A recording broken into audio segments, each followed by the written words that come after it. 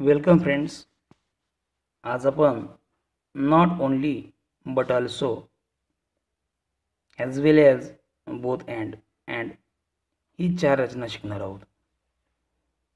Not only but also as well as both and these are coordinating conjunctions. केवळ हेच नव्हे ते सुद्धा अशा अर्थाने वापरला जातो. याचे आपण रूल्स अँड रेग्युलेशन पाहू.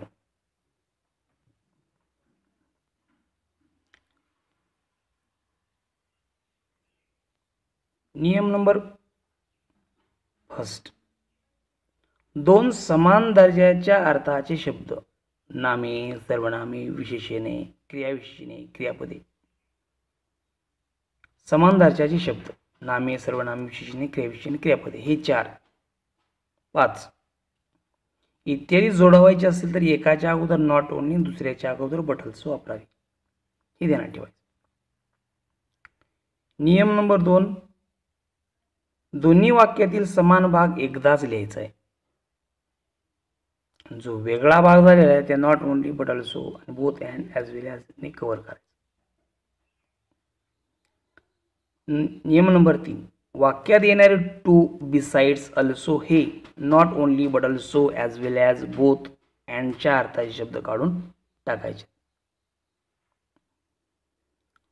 वाक्यात बोथ अँड असेल तर बोथच्या जागी नॉट ओनली व अँडच्या जागी बट ऑल्सो वापरावे. वाक्यात नॉट ओनली बट ऑल्सो असेल तर नॉट ओनलीच्या जागी बोथ व बट ऑल्सोच्या जागी अँड वापरावे. वाक्यात बट ऑल्सो अँडच्या जागी ॲज वेल ॲजचा वापर करावा. दोन्ही वाक्यातील समान जे प्रिपोजिशन्स येतील ते काढू नये व आर्टिकल सुद्धा काढू नये. समान भाग एकदाच लिहावा. हे झाले नियम. यानंतर प्रत्यक्ष वाक्य. She plays kabaddi. यामध्ये जो समान भाग आहे कोणता आहे? She plays kabaddi. समान दर्जाचा भाग कोणता आहे? Kabaddi and cricket. त्याच्या अर्थाचे शब्द कोणता आहे? ऑल्सो. आता समान भाग एकदाच लिहायचा. वाक्य कसं तयार होईल बघा. सी प्लेज वाक्य एकदाच घेतला. त्यानंतर समान दर्जाचा जो भाग आहे त्याच्या अगोदर नॉट ओनली, एकाच्या अगोदर नॉट ओनली, दुसऱ्याच्या अगोदर बट ऑल्सो वापरायचं.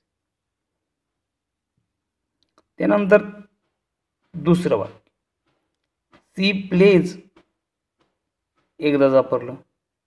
एकाच्या अगोदर बोथ, दुसऱ्याच्या अगोदर अँड.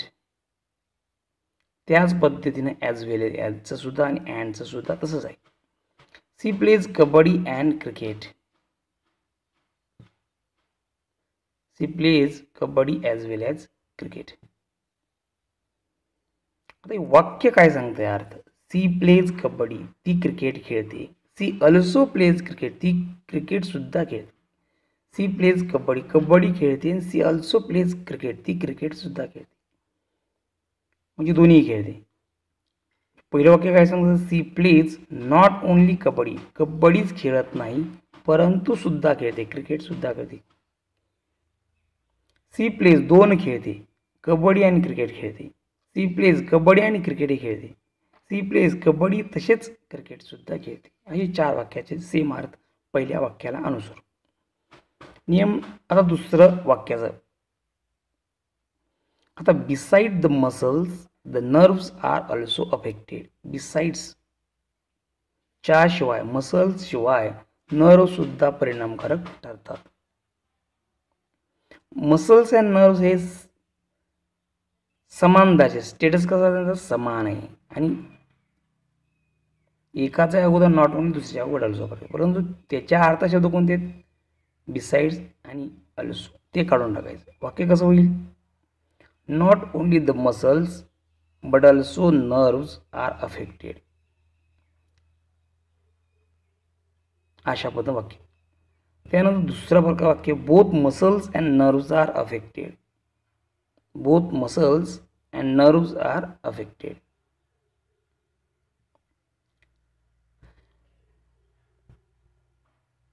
चौथं वाक्य काय मसल्स ॲज वेल ॲज. तिसरं वाक्य काय muscles as well as nerves are affected. Muscle प्रमाणेच नर्व सुद्धा परिणामकारक आहे.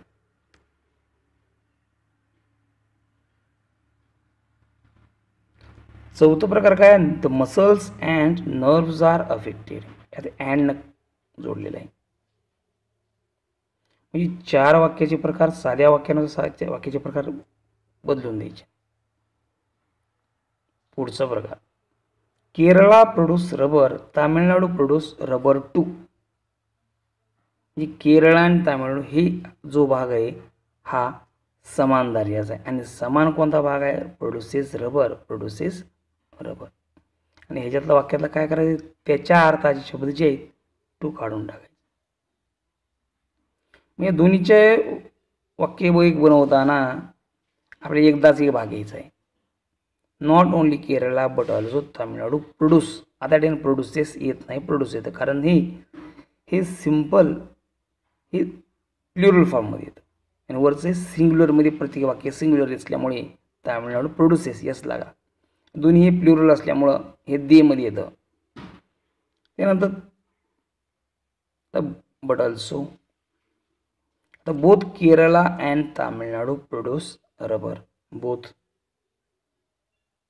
त्यानंतर and Kerala as well as Tamil Nadu. केरळाप्रमाणेच तामिळनाडू सुद्धा प्रोड्यूस रबर करते.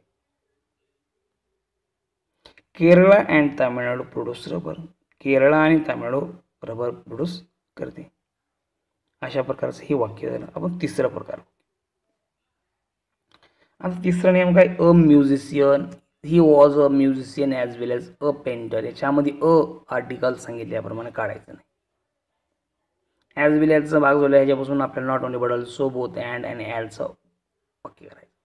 ही was musician as well as painter. तो कोण होता म्युझिशियन प्रमाणेच तो पेंटर सुद्धा होता. He was not only musician. फक्त म्युझिशियनच नाही परंतु सुद्धा पेंटर सुद्धा होता. वाक्यामध्ये अर्थामध्ये बदल येऊ शकत नाही. He was both a musician and painter. He was musician and painter. तो दोन्ही आहे होता. He was musician and painter दोन्ही होता. अशा प्रकारचं वाक्य संपलं. आता पुढचा प्रकार बघूया. Main work in the factory, women work in the factory. याच्यामध्ये समान दर्जाचा मेन अँड वुमेन आणि समान भाग कोणता आहे work in the factory, work in the factory. मग काय येतं आपल्याला की एकाच्या अगोदर नॉट ओनली, दुसऱ्याच्या अगोदर बट ऑल्सो, एकाच्या अगोदर बोथ, दुसऱ्याच्या अगोदर अँड. या ठिकाणी both men and women work in the factory. त्यानंतर not only men but also women work in the factory.